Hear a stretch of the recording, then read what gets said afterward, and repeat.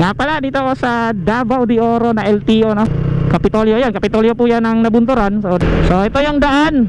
Makikita nyo dito sa Nabunturan, Davao de Oro.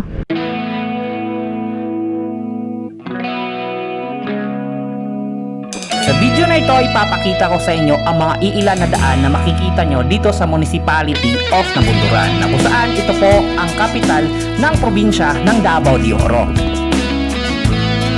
So sa mga hilig bangking-bangkingan, pwede kayo dito sa papuntang Nabunturan. Ayan o, kita nyo yan, yung mga daan dito. Much better na kung babiyahe ka, dapat kumpleto ka. At pag-usapan din natin ang violation kapag nahuli ka na defective lights ang nakalagay sa TOP mo. So kapag once nahuli kayo na defective lights yung sasakyan mo, ikaw ang may-ari ng sasakyan, ikaw nagdadrive, automatically yung mismong violation mo is 5,000. Pero kung ang nahuli is yung driver mo, hindi siya yung may-ari ng sasakyan, kumbaga nagmamaneho lang siya dahil nga trabahante mo siya o driver mo lang siya, so yung babayaran ng driver is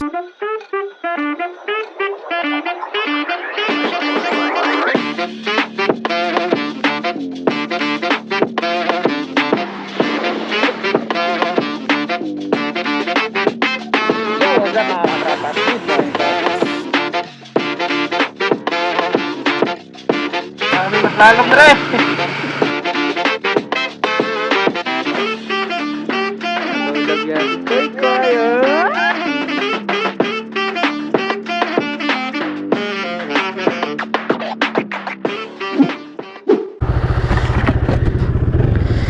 Alright, let's go. Saan tayo dadaan?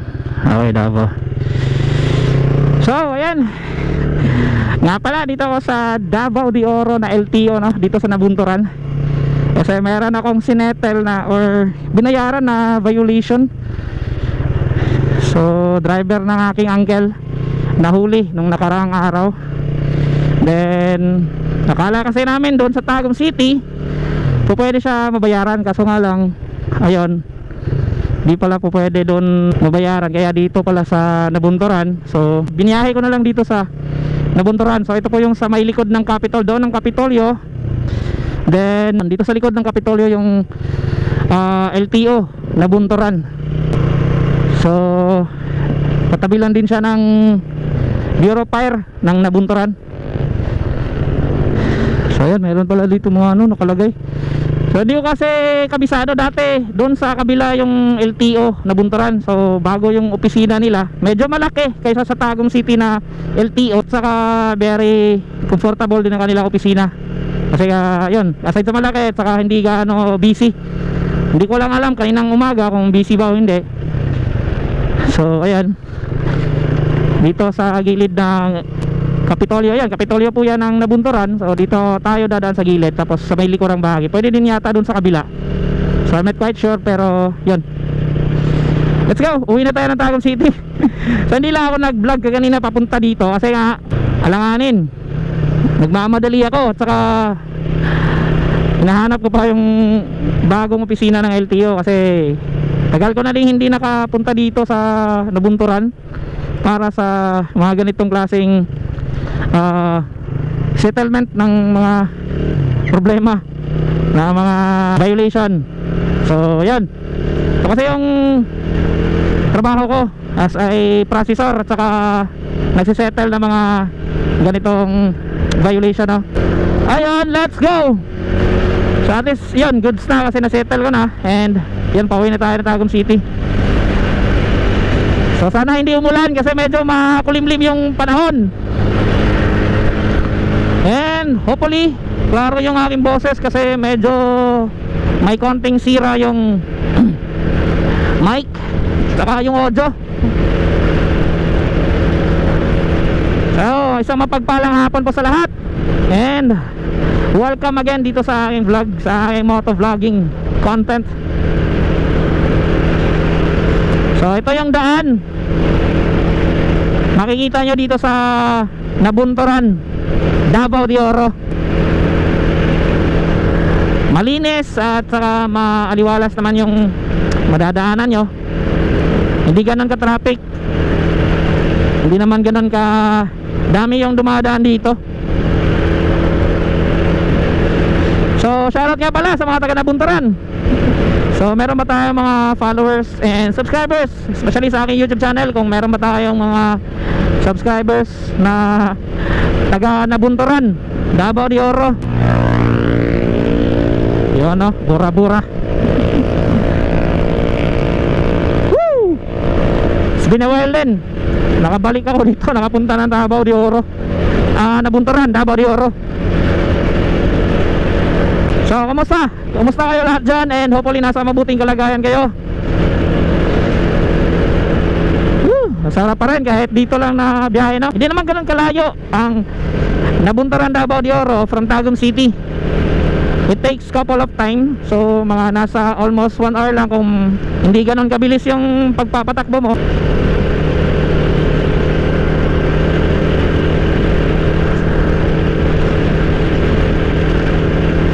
So ayan, sa mga nahuhuli dyan, so dapat isettle nyo agad yung mga violation nyo within 15 working days. So yan yung pag-uusapan natin kahit paano, no? At least may bigay ako sa inyo na update. Alam ko hindi ito bago, pero may share ko na lang din sa mga hindi po nakakalam. Kapag once nahuli kayo ng mga LTO at na-TOP-han kayo, LTO deputies o kahit sinong mga deputies dyan na TOP ang inisyo sa inyo, so kailangan nyo po yung sama ng boses ko. So kailangan nyo po yung isettle within 15 working days. So 15 working days ay kailangan masettle nyo na po yung violation nyo po. Dahil kapag hindi nyo po yan nasettle, maaaring subject to suspend o suspended yung driver license nyo after ng 15 working days. So much better isettle nyo agad para walang magiging problema. So ito yung sentrong bahagi ng Nabunturan. Ito yung Grand Mall nila, di ba? Same lang halos talaga yung mga disenyo ng Grand Mall, oh. Sa Tagum City ganyan lang din eh. Pero mas malaki yata yung Grand Mall ng Tagum City kaysa dito sa Nabunturan. Ang Nabunturan, Davao de Oro ay isa sa second class municipality at ito po ang kapital ng probinsya ng Davao de Oro. According to 2024 na census, ang Nabunturan ay may kabuuang population na 85,949 sa 20,831 na households. Ang Nabunturan ay kilala sa pangalan na Heart of the Valley, home of the biggest gold ring in the Philippines at El Dorado Filipino. At ang Nabunturan ay mayroong total land area na 270 square kilometers at binubuo naman ito ng 28 barangays. So ano yan, Nico? Welcome to Nico. Oh, okay. So dito na tayo dadaan. Hindi na ako pupunta doon sa may main road ng Nabunturan, doon sa sentro. Pwede naman ako sumorkat dito kasi mas malapit. Kasi kung doon ako dadaan ay medyo malayo. Iikot na ako eh. So again, bago kayo babiyahe, kailangan magdasal. Saka take time to ask guidance na sa ating Panginoon, kasi ayun, kailangan din natin ng spiritually humingi ng gabay sa Panginoon sa bawat biyahe natin, malayo man yan o malapit. So yun ang lagi kong ginagawa. Hindi ko lang kailangan i-video pa yung pagdadasal, di ba? So ayun, bago ako bumiyahe, nagdadasal talaga ako kasi malaking bagay yun para sa safety natin. And ride safe din with your limit. Huwag po puga ng puga at saka buwelo ng buwelo sa pagmumotor kasi isa lang buhay at wala nang replay. So ito yung mga daan na makikita nyo dito sa Nabunturan, Davao de Oro.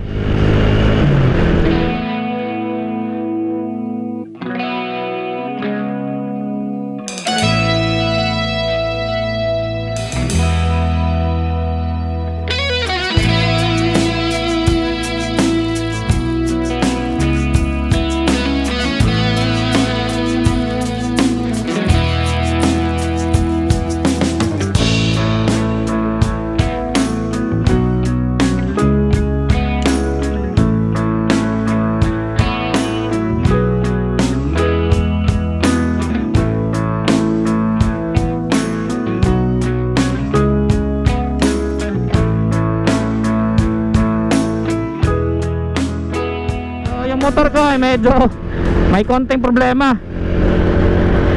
Kasi yung kanyang top speed ay parang walang buwelo sa quinta at sixta.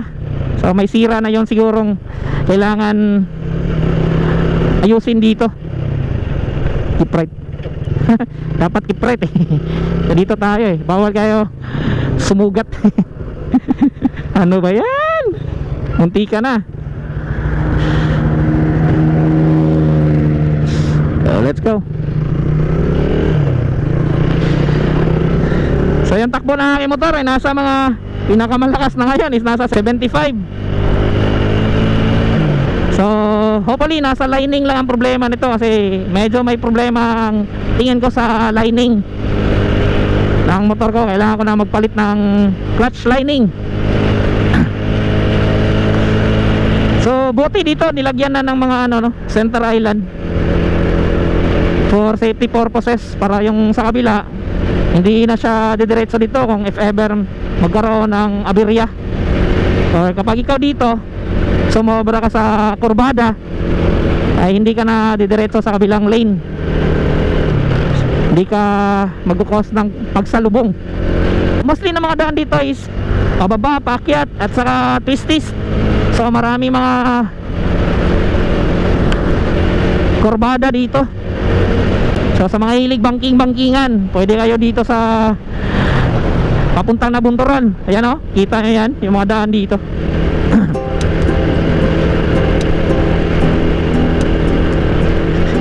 So chill ride lang tayo, kasi hindi naman ganun ka bilis na itong aking motor. May sira na kasi. Ayan, kita nyo yan. Buti madali lang yung natapos yung transaction ko doon. So yung mga nasa LTO Nabunturan, yung ibang mga nandun is kakilala ko din, kasi dating taga LTO Tagum yun sila eh. Na-assign lang sa Nabunturan.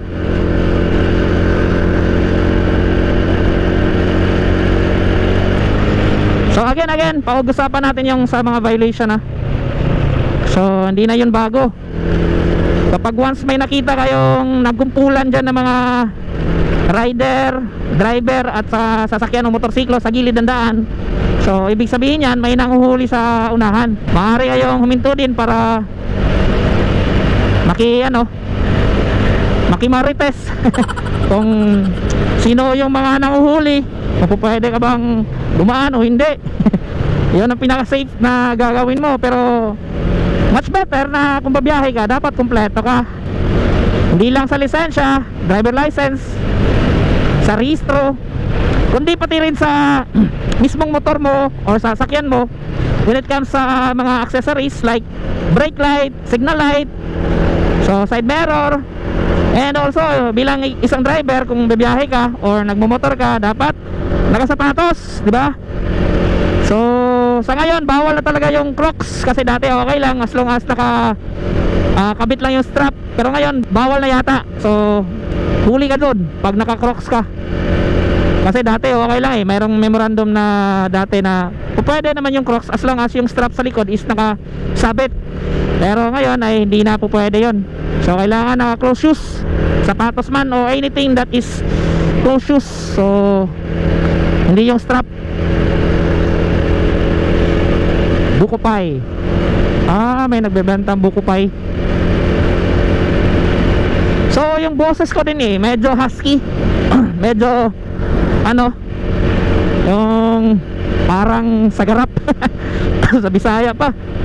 So kaya ganun yung boses ko, may konting husky ang tunog, kaya para ring yung sa mic naririnig nyo.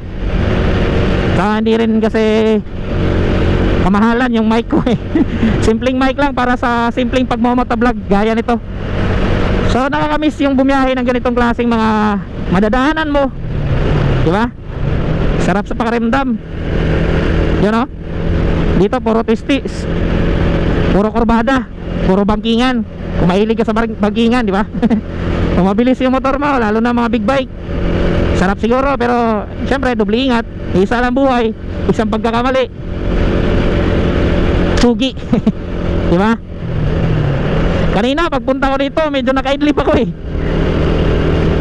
Hindi ko alam paano yun nangyari. Basta medyo nakaidlip lang ako. So lumagpas ako sa kurbada. Buti na lang nakontrol ko yung motor. Kung hindi, tumba ako. Hindi lang ako nakapag video kasi nagmamadali din ako that time eh. Kasi baka mag cut off doon sa LTO na bunturan, hindi ko matapos yung transaction.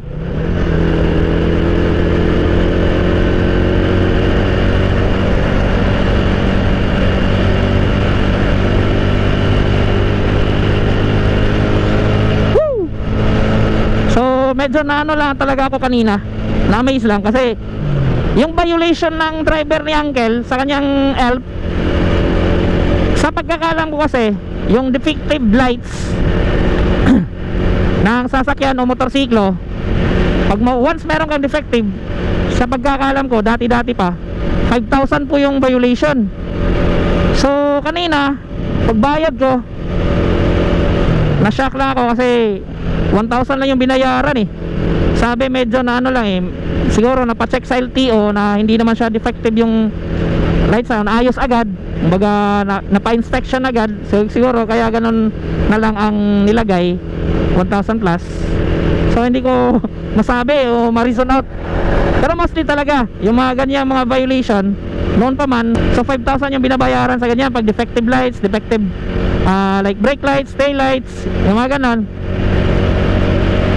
Siguro kasi yung sira lang ng brake ni kuya, yung sa kanyang sasakyan, isa left side lang yata, isang brake light sa left side yung hindi gumana, kaya siguro ganon.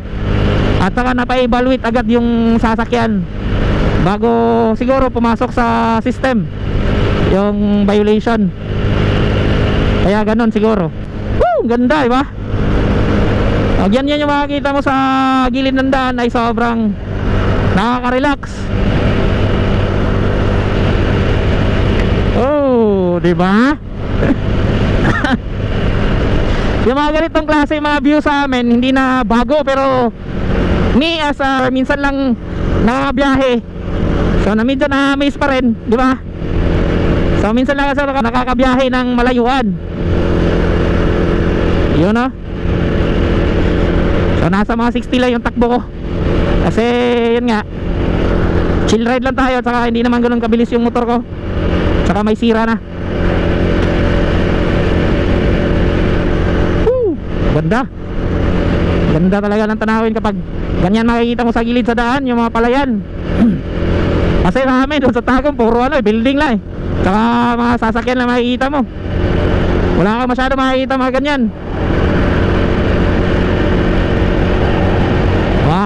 tanim na mga palay.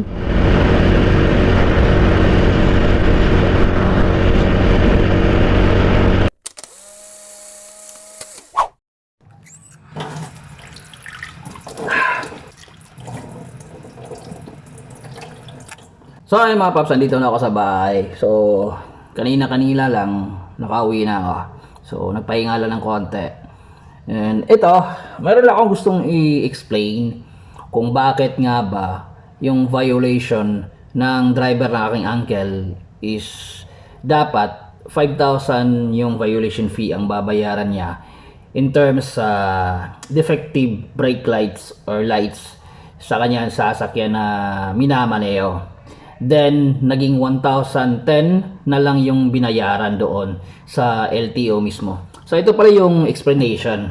Hindi ko siya naklaro. So kanina naklaro ko talaga kung bakit ganun ang nangyari. Kasi sa pagkakalam ko, pag nahuli ka ng mismong LTO deputies, na kung saan kapag nahuli ka dyan na defective yung lights mo, brake lights, signal lights, tail lights, or headlights, kapag ganun mga accessories ang defective sa'yo, sa pagkakalam ko kasi automatically 5,000 po yung babayaran mo. Pero ngayon na-clarify ko, nakita ko na kung saan ay hindi pala ganun agad.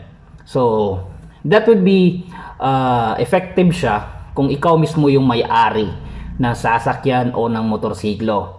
Pero hindi siya applicable na magiging 5,000 yung babayaran mo kapag once driver ka lang sa isang sasakyan or hindi ka nagmamay-ari ng mismong sasakyan na minamaneo mo, kagaya na lang ng driver ni Uncle. So yung may-ari ng sasakyan is yung uncle ko, tapos siya is trabahante or driver lamang ng aking uncle. Kaya yun, hindi siya obligado na 5,000 yung babayaran niya. So kaya naging 1,010 na lang yung binayaran niya instead yung 5,000 plus na violation fee for those defective lights ng sasakyan. So ayun, yun ang clarification. So kapag once nahuli kayo na defective lights yung sasakyan mo, ikaw ang may-ari ng sasakyan, ikaw nagda-drive, automatically yung mismong violation mo is 5,000. Pero kung ang nahuli is yung driver mo, hindi siya yung may-ari ng sasakyan, kumbaga nagmamaneho lang siya dahil nga trabahante mo siya o driver mo lang siya, so yung babayaran ng driver is 1,010 lamang sa ganong violation, yung defective lights. So yun, that would be the right clarification about this kind of violation, no, in terms defective lights, brake lights, tail lights, signal lights, and headlights. So yun ang proper na explanation about this.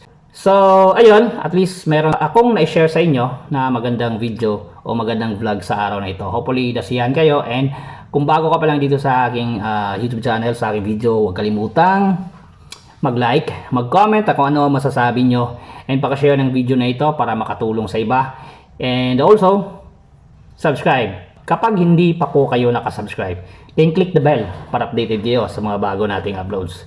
So again, once again, this is Rod Chris Wisdak, lagi nasasabi, always pray before you ride.